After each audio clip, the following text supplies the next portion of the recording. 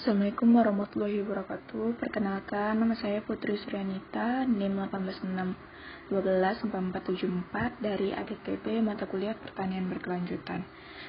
Baiklah, di sini saya akan menjelaskan tentang perkebunan kelapa sawit di daerah aliran sungai, yaitu di Desa Kotorana, tepatnya di Kecamatan Kabun, Kabupaten Rokan Hulu. Di desa tersebut saya mewawancarai salah satu petani yang mana kebunnya itu terletak di pinggiran sungai, yaitu Bapak Jalinus. Beliau sudah berpuluh-puluh tahun dalam melakukan pertanian berkelanjutan ini.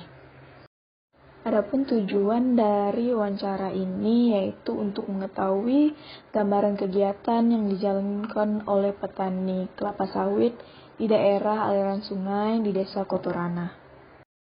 Baiklah, saya akan menjelaskan gambaran kondisi lahan di Desa Kotorana tersebut, yang mana di utaranya itu ada Padang Lawas atau Labuan Batu Selatan, timurnya Bengkalis dan Rokan Hilir, di selatannya Kampar, dan di baratnya Pasaman dan Pasaman Barat.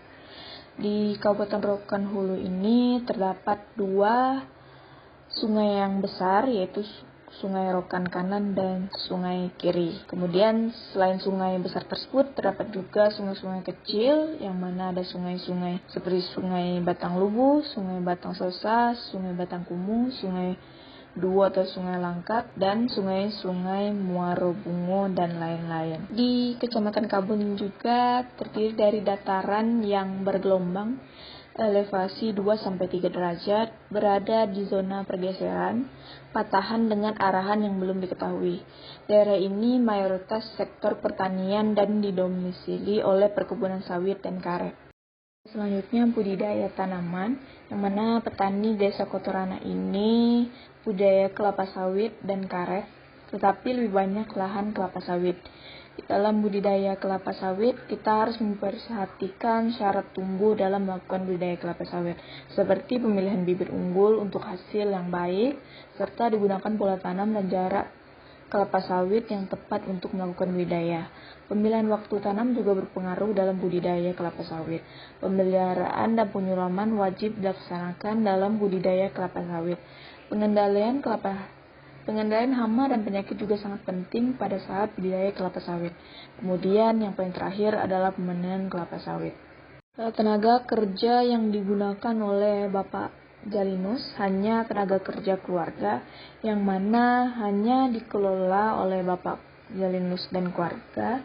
Ia tidak melibatkan orang lain saat bekerja di lahan tersebut. Tujuannya untuk mempersingkat atau memperkecil biaya pengeluaran. Selanjutnya analisis SWOT.